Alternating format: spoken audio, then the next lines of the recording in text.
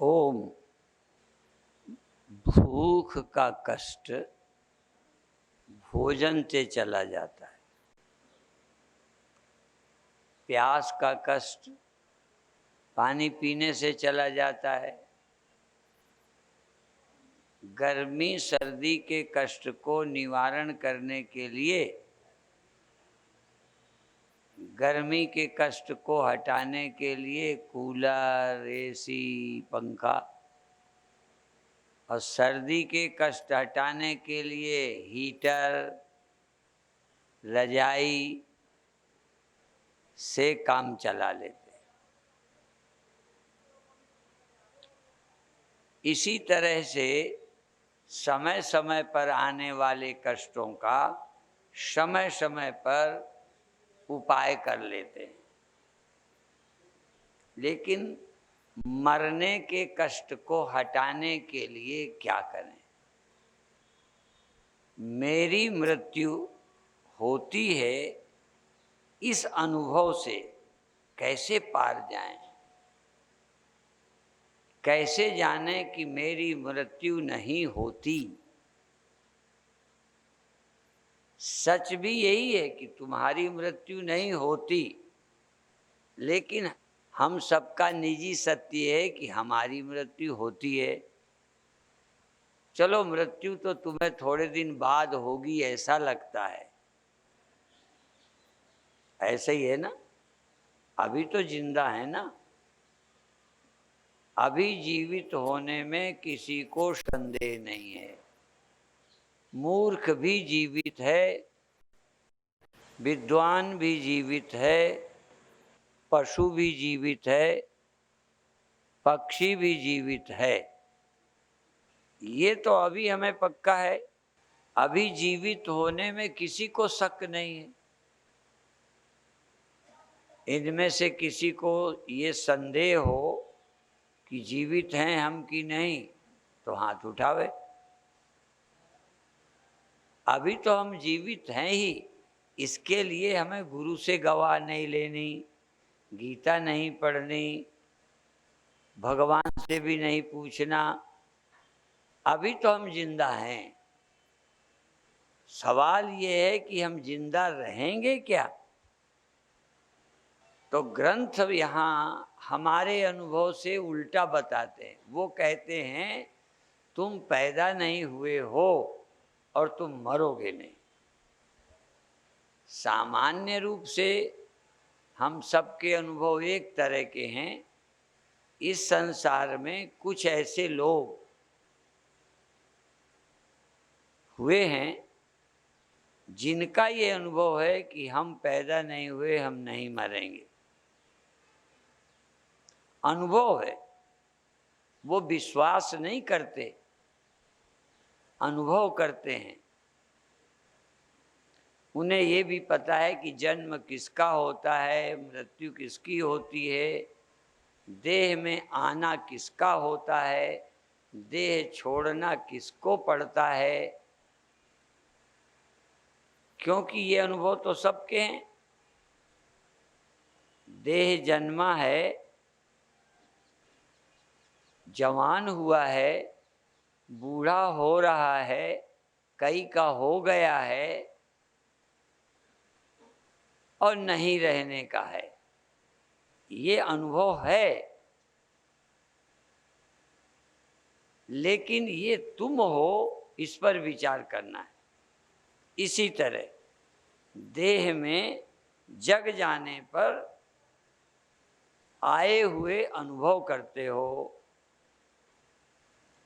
जब नींद खुलती है, जब नींद खुलती है, जब हम आते हैं देह में,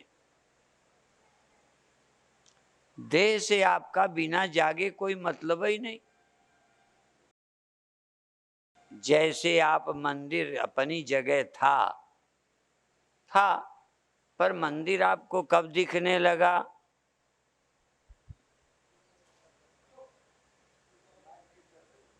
इस गुफा वाले मंदिर में आए। ये गुफा वाला मंदिर पहले भी था, पर आपको कब दिखने लगा? जब यहाँ आप आए। यहाँ आप जब देह सहित आए तब ये गुफा वाला मंदिर या देश की कोई जगह जहाँ जाओगे वो तुम्हें दिखने लगेगी। जहाँ से चले आओगे वो याद में तो होगी पर दिखाई नहीं देगी। परसों हम हरिद्वार में थे, हरिद्वार दिख रहा था। अब हमको याद है कि हरिद्वार है, देखा है ना, याद है, लेकिन अब दिखता नहीं है। तो आपको ये देह, आपका जो देह है जिसको आप मैं कहते हो, रिश्ता है ना, कई तरह का रिश्ता होता है। कुछ से रिश्ता होता है कि ये मेरे हैं, इससे रिश्ता है ये मैं हूँ। इसीलिए हम लोग भगवान से भी बहुत तरह के रिश्ते मानते हैं। रिश्ता कई तरह के, जैसे ये मेरा भाई है, मेरा बेटा है, मेरा घर है, मेरा कुत्ता है, ये मेरा क्या लगता है, ऐसे रिश्ते हैं। कोई पति लगता है, कोई पत्नी लगती है, रिश्ते हैं। ऐसे ही सारे दुनिया के साथ कोई रिश्ता है, लेकिन इस देह के साथ ये मैं हूं ऐसा लगता है। मेरा देह है ऐसा हमेशा नहीं लगता। मेरी गाय कभी मैं गाय नहीं, मेरा कुत्ता मैं कभी कुत्ता नहीं, मेरा घर कभी मैं घर नहीं, मेरी पत्नी कभी भी मैं पत्नी नहीं, मेरा पति कभी भी मैं पति नहीं। मेरा मेरा ही रहता है। पर देह आपको मैं लगता है। इसीलिए देह आपका चूंकि मैं लगता है, इसीलिए इसके सब धर्म आप मैं मानकर सोचते हो। मैं बैठा हूँ, मैं लेटा हूँ, मैं बूढ़ा हूँ, मैं लंबा हूँ। देह तुम्हारा मैं बन गया है, मैं। पर इस देह से मैंपन का रिश्ता टूट जाए, रिश्ता कमजोर करने के लिए मैं ना कहो, मेरा कहो। मेरा में मैं थोड़ा अलग हो गया। जिसको भी मेरा कहते हो उससे तुम थोड़ा अलग होते हो। जो भी तुम्हारा है, मेरा कपड़ा, मेरा कमरा, मेरा पलंग, कभी कहोगे मैं पलंग। मेरा माने मैं से थोड़ा अलग, अधिकार मेरा है, उपयोग मैं करता हूँ, मेरे काम का है, पर वो मैं नहीं हूँ। तो देह मेरा है, देह से मैं चलता हूँ, देह के द्वारा मैं अपना लाभ लेता हूँ, आँखों से देखता हूँ, ये सब मेरे हैं, पर देह मैं नहीं। थोड़ी देर ध्यान में बैठकर बस ये देखा करो कि आँख है, कान है, शरीर है, मेरा है, ये मैं नहीं हूँ। पहली सीढ़ी, पहली साधन। दूसरी है ये मेरा नहीं है, मुझे मिला है या मेरा है थोड़े दिन के लिए। जैसे ट्रेन में जो सीट है, आप कभी बोले हो ना कि ये मेरी सीट है? आम लोग गाड़ी में बैठते हैं पे रिजर्वेशन नहीं होता, वो कभी नहीं कहते ये मेरी सीट है, जो कोई बैठ जाए उसकी। पर रिजर्वेशन वाले कहते ये मेरी सीट है, इससे हटो। तो जिसका मैं उपयोग करता हूँ, जिसमें मुझे कुछ घंटे का अधिकार मिला है, अच्छा जो सीट ट्रेन में आपकी है वो हमेशा के लिए है ना?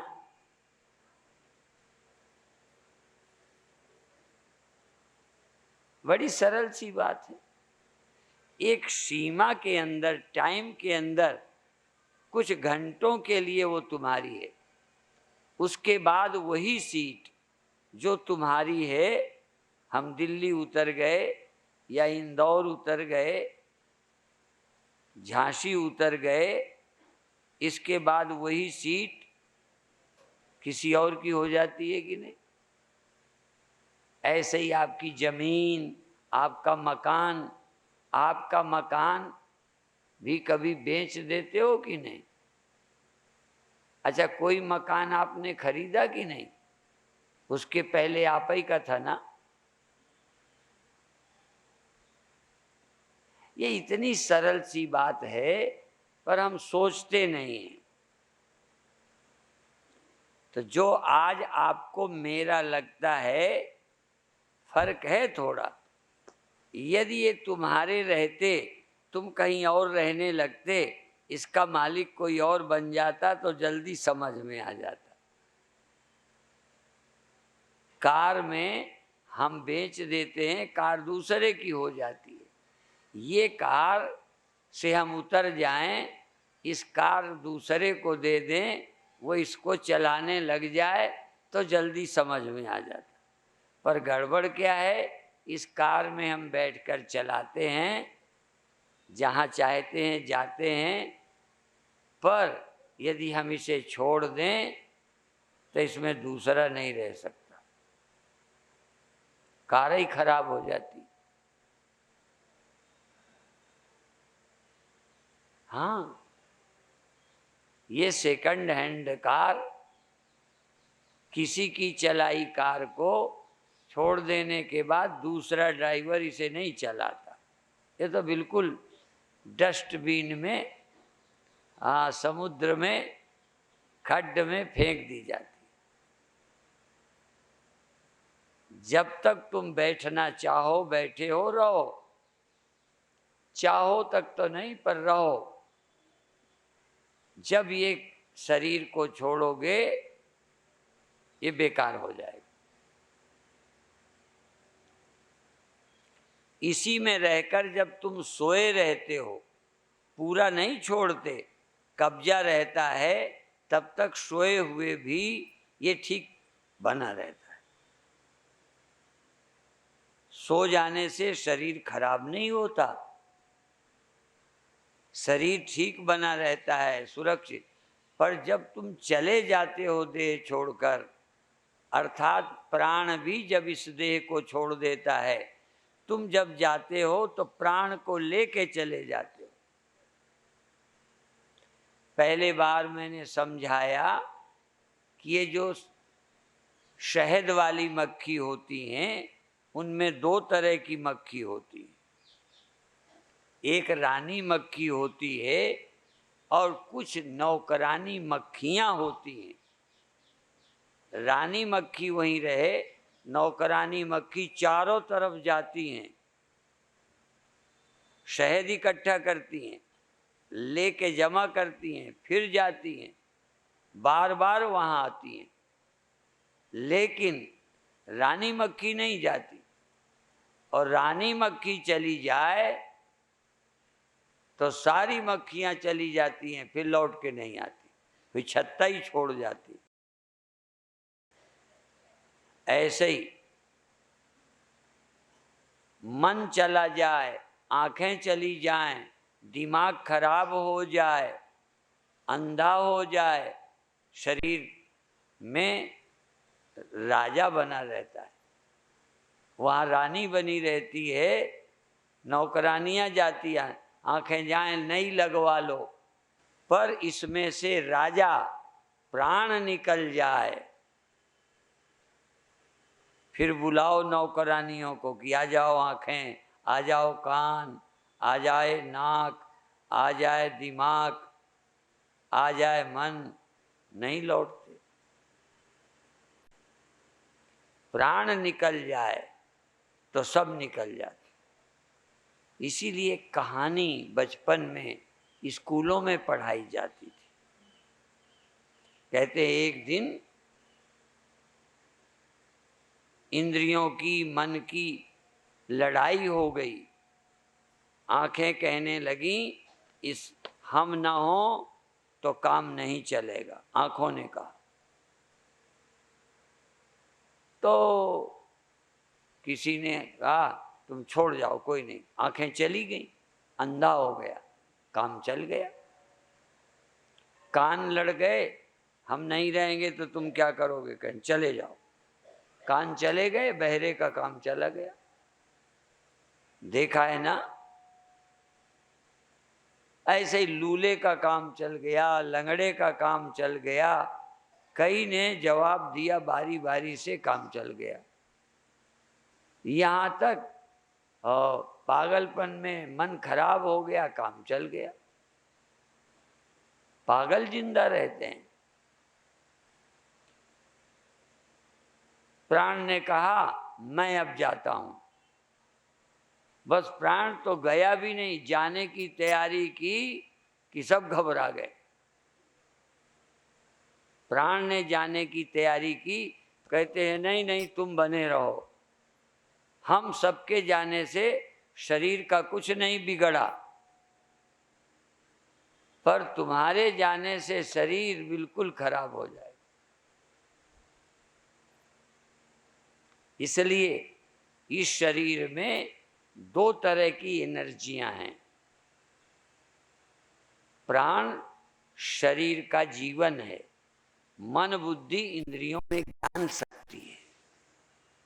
इंद्रियों के मन के द्वारा ज्ञान होता है, प्राण के द्वारा नहीं होता। प्राण तो गहरी नींद में रहता है। गहरी नींद में प्राण है, शरीर सुरक्षित है, पर सुनना नहीं है, देखना नहीं, सूंघना नहीं, दुख सुख नहीं, ज्ञान नहीं, मेरा तेरा नहीं। ये सब जो कर्म बंधन करने वाले थे, ये सब सोए पड़े।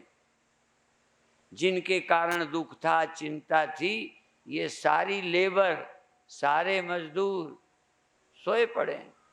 पर प्राण इस शरीर को बचाए हुए, और फिर आ जाते हैं वर्कर, फिर काम करने लगते हैं। रोज नहीं ऐसा करते। इसमें रहने वाली आत्मा, अब आत्मा बड़ी समस्या है। प्राण आत्मा नहीं, इंद्रियां आत्मा नहीं, मन आत्मा नहीं, और देह भी आत्मा नहीं। ये तो देह इनके रहने की जगह है, इंद्रियों के, प्राणों की। इसमें रह के सुख भोगते हैं, दुख भोगते हैं। ये शरीर भोगायतन है। शरीर में बैठकर मान, इंद्रियां, जीवात्मा इसमें रह के सुख भोगते हैं, दुख भोगते हैं। सुख भोगते हैं, भोगना चाहते हैं। दुख भोगते हैं, भोगना चाहते। ध्यान रखो, कौन कौन दुख भोगना चाहते हैं? कोई नहीं। तो कौन हिम्मती है कि हम नहीं भोगना चाहते, तेरी ऐसी तैसी, हम नहीं भोगेंगे? हाँ? तो भोगने में तुम स्वतंत्र नहीं हो। देह धरे का दुख है, सब काहू को होए। ज्ञानी भोगे ज्ञान से, अज्ञानी भोगे रोए। ज्ञानी की भी टांग दुखे तो क्या करेगा? बड़े बड़े ज्ञानियों को भी देखा है वो भी भोगते हैं। ये सबको एक समान परिस्थिति नहीं रहती। क्यों? जैसे ट्रेन में भी कोई थर्ड क्लास में, सेकंड क्लास में, फर्स्ट क्लास में, एसी में, हाँ, जितना पैसा खर्चा वैसे ही बैठो। ये भी आप जन्मों जन्मों के पुण्य और पाप से शरीर मिला है आपको बैठने के लिए, ऐसे ही नहीं मिला। इसीलिए हम लोग और हमारे ग्रंथ क्या कहते हैं? कोई तुम्हें दुख नहीं देता, काऊ न कोऊ सुख दुख कर दाता। कोई तुम्हें सुख नहीं देता, कोई तुम्हें दुख नहीं देता। यद्यपि तुमको लोगों से सुख दुख मिलता है, बिल्कुल मिलता है, पर वो देते नहीं। उनको कहाँ से बुलाया तुमने? क्यों मिले तुमको? आखिर वो दुख देने वाले क्यों मिले? रोज क्यों नहीं मिलते? कभी क्यों मिलते हैं? और तो छोड़ो,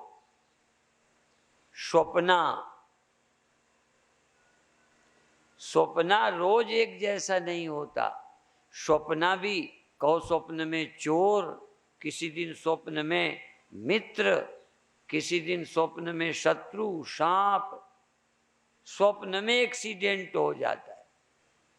एक आध बार तो स्वप्न में मेरी गाड़ी पेड़ से टकरा गई। अब बताओ, स्वप्ना भी रोज एक जैसा नहीं आता। स्वप्ना भी हमारे कर्म के फल देने के लिए, जैसा पुण्य या पाप है वैसा स्वप्न आता है।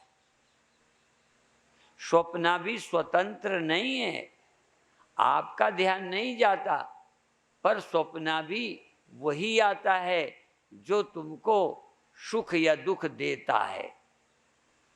तुम्हें सुख या दुख मिलना है, इसलिए वैसा स्वप्न आया।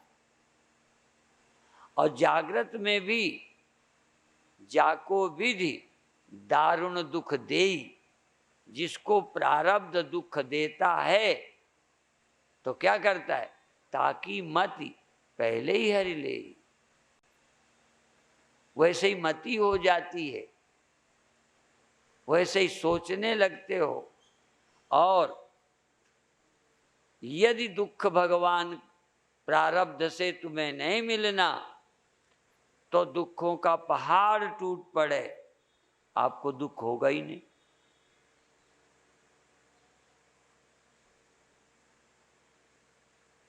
बिल्कुल, आपका दुख आपके प्रारब्ध से होता है, कर्मों से होता है।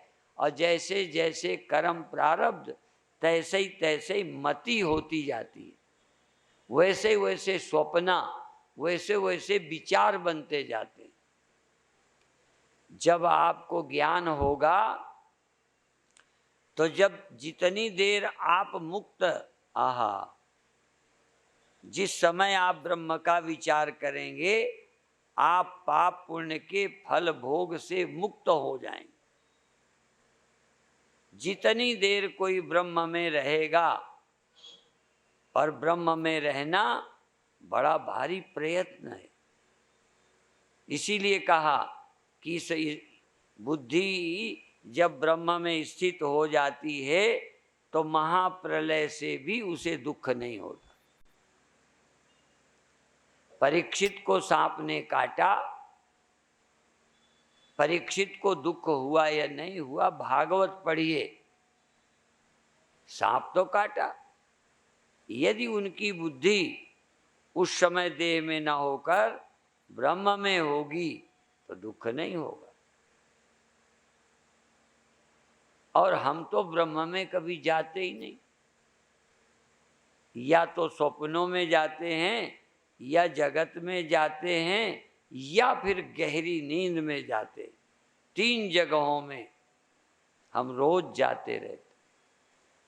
भगवान में, ब्रह्म में कभी कोई 1 मिनट को भी गया हो, पता चले कि मैं इतनी देर ब्रह्म में होके आया, ब्रह्म में रह आए, गहरी नींद में रह के आए, स्वप्नों में रह के आए, जगत में आए, जगत छोड़कर गए, ब्रह्म में कब गए?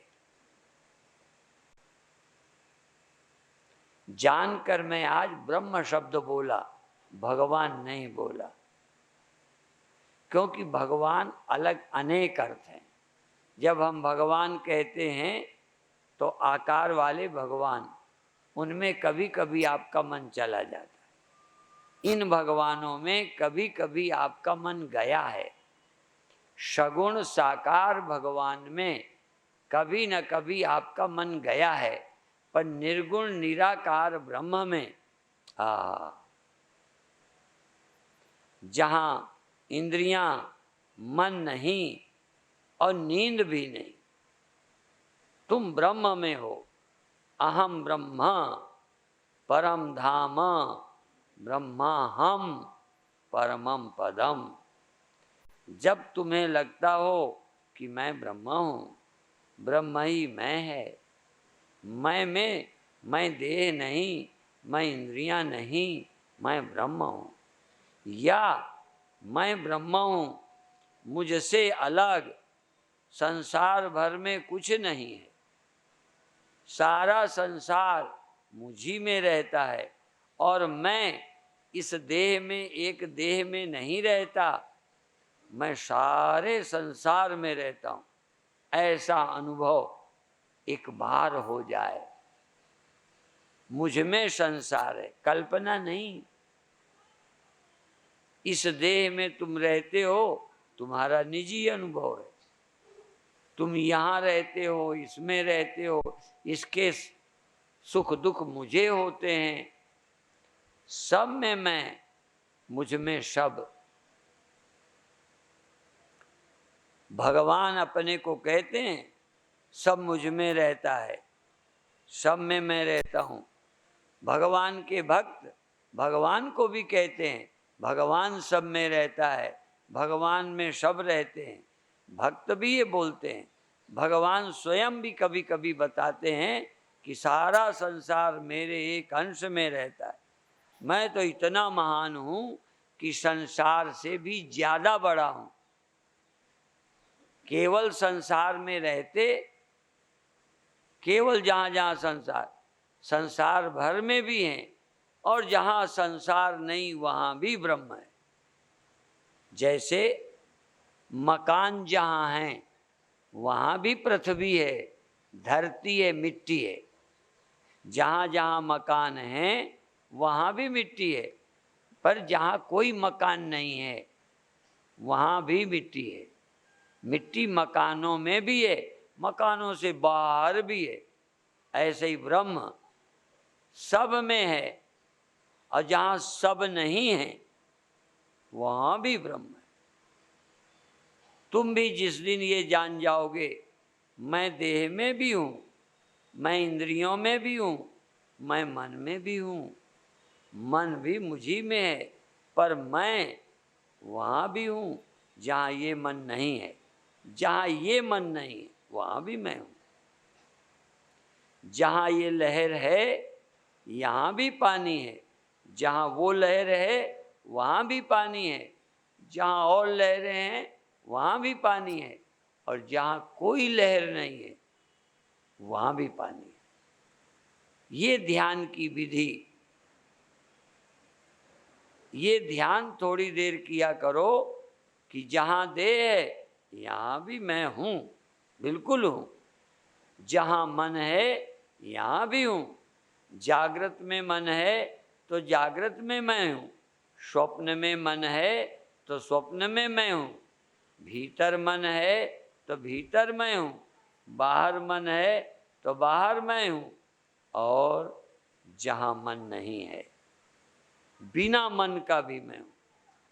एक बार ये अनुभव कर लो कि बिना मन का भी मैं हूँ,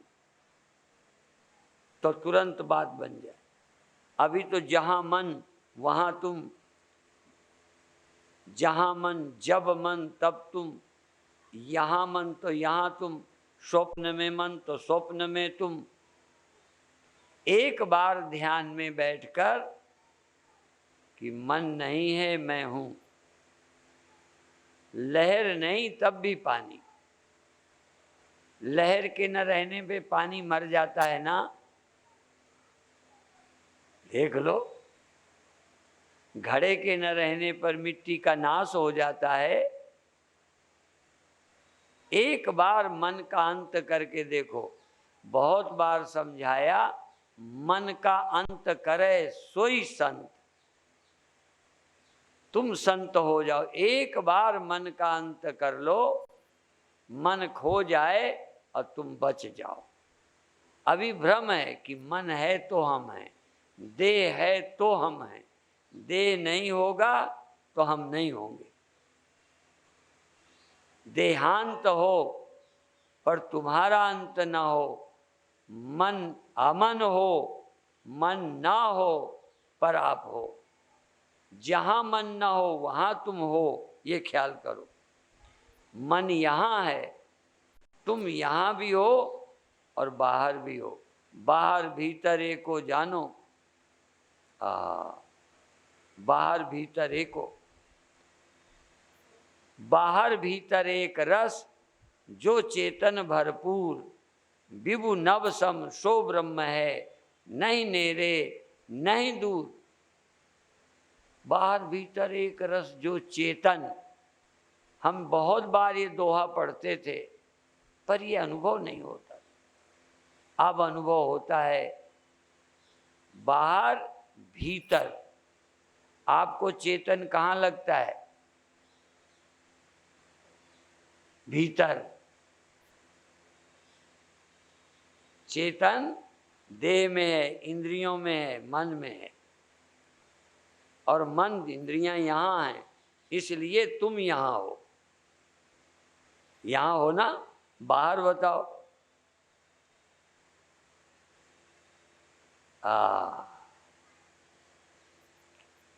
गड़बड़ क्या है? तुम्हारे अंदर तर्क है कि बाहर होते तो बाहर का भी पता चलना चाहिए। यहाँ है तो यहाँ का पता चलता, पर हम बताएं यहाँ होने से यहाँ का पता नहीं चलता। यहाँ होने पर भी आँख ना हो तो दिखेगा नहीं। यहाँ होने पर कान ना हो तो सुनाई नहीं देगा।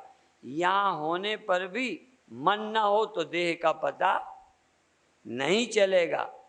तुम्हारे होने से नहीं, मन के होने से यहाँ पता चलता है। और बाहर तुम हो, मन नहीं है, इसलिए बाहर का पता नहीं चलता। तुम बाहर भी हो। बाहर भीतर एको जानो, ये गुरु ज्ञान बताई। जन नानक बिन आपा चीने, मिटे न भ्राम की काई। तुम देह में बैठे ध्यान करते हो तो देह के भीतर ही तो बैठे रहे। इसी मन को लेके ध्यान करते हो तो जहां मन वहीं तो रहे। तुम जब तक मन को पकड़े हो जहां मन वहीं, तुम ब्रह्म ध्यान में नहीं जा सकते। इसलिए एक बार मन यहाँ रहे न रहे, एकदम तुम देखो मैं बिना मन का हूँ, और बिना मन का जहाँ हूँ वहाँ का दुख नहीं। यदि मन ना हो तो इस देह का तुम्हें पता चलेगा। इसका मतलब आत्मा को देह का ज्ञान नहीं होता, आत्मा को मन के थ्रू देह का ज्ञान होता है। आत्मा को ये पदार्थ नहीं दिखते, आत्मा को आँखों के इंद्रियों के द्वारा पदार्थ दिखते हैं। इसीलिए आत्मा को जगत का ज्ञान नहीं, आत्मा को पहले मन का ज्ञान होता है। तुमको पहले मन का ज्ञान होता है, फिर देह इंद्रियां और जगत का होता है। आत्मा डायरेक्ट जगत को नहीं देखती, और आत्मा सर्वत्र है। पर जहां तुम्हारे पास मन नहीं, आत्मा है, पर आत्मा जहां है वहां जगत का पता नहीं। इसलिए आत्मा के विज्ञान के लिए केवल मन को लिए नहीं बैठे रहो। मन शुरू में सहयोगी है कि भाई मन ना होता तो यहाँ होने का भी ख्याल ना आता। मन के द्वारा यहाँ और अब हो गए।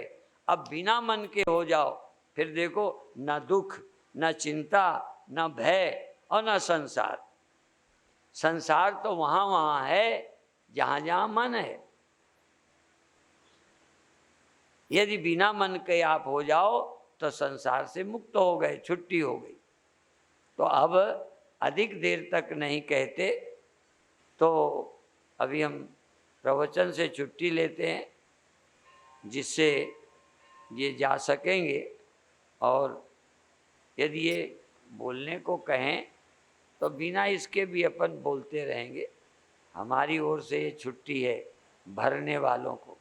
हाँ, और आप लोग कहें तो सुनाएंगे। और आगे कार्यक्रम होने वाला है। जैसे ब्रह्म चेतना यहाँ सम्मेलन करती थी, ऐसे ही यहाँ सम्मेलन होने वाला है ब्रह्म ध्यान। अभी तो बताया, कराया कहाँ है? ब्रह्म ध्यान कैसे करना। तुम मन को लेके ध्यान करते हो तो मन तो कहीं ना कहीं ले जाता है। तो मन को छोड़ दो, एकदम छलांग, जंप, एकदम जंप। मैं बिना मन का हूँ, मैं बिना इंद्रियों का हूँ और सब जगह हूँ।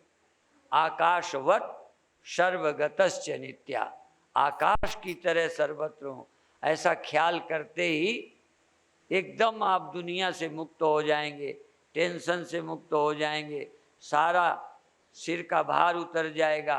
एक कीर्तन था, मेरे सिर का भार उतर गया है, गुरु मिलने से मन भर गया है।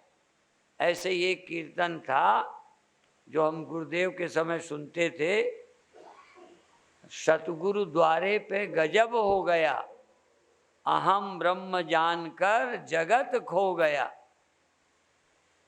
सतगुरु द्वारे पे ये फैसला हुआ,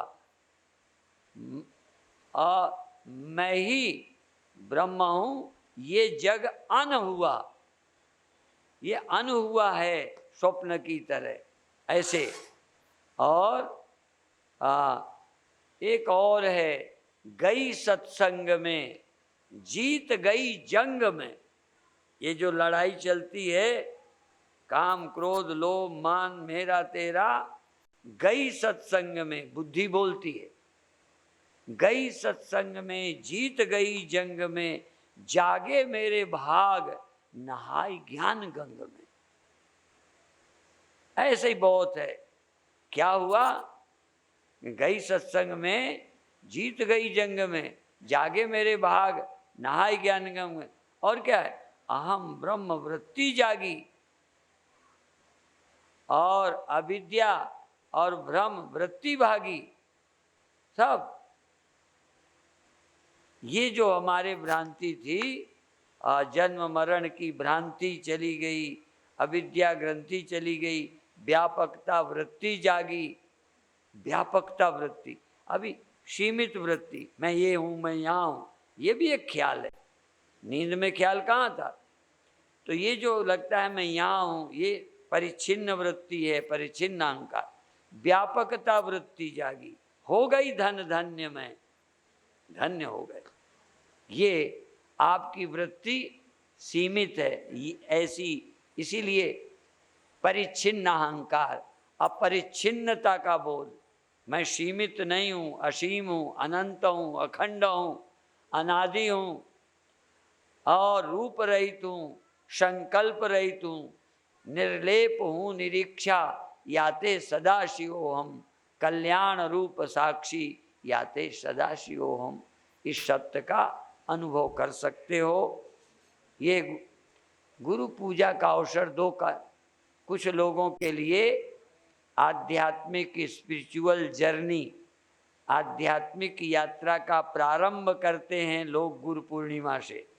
गुरु दरबार में रहकर इस चतुर्मास का उपयोग लोग आध्यात्मिक जीवन के लिए करते हैं, उनकी गुरु पूजा से प्रारंभ यात्रा होती है। और कई लोग जिन्हों की यात्रा पूरी होती है वो सिर्फ गुरुओं के यहाँ धन्यवाद देने, कृतज्ञता व्यक्त करने आते हैं कि आपकी कृपा से जो कभी नहीं मिला था वो मिल गया, जो ये संसार हम पर हावी था हम संसार पर हावी हो गए, हम विजयी हो गए, जीवन धन्य हो गया, ये सताने अताने वाले दुश्मन गए, अब हम निष्कंटक राज्य, हाँ कोई आतंकवादी अपराधी हमारे जीवन में नहीं, ऐसा अनुभव आप कर सकते हो। काम क्रोध लोभ मन मोह भय से मुक्त होकर आत्मानंद को प्राप्त कर सकते हो। ओम शांति शांति शांति।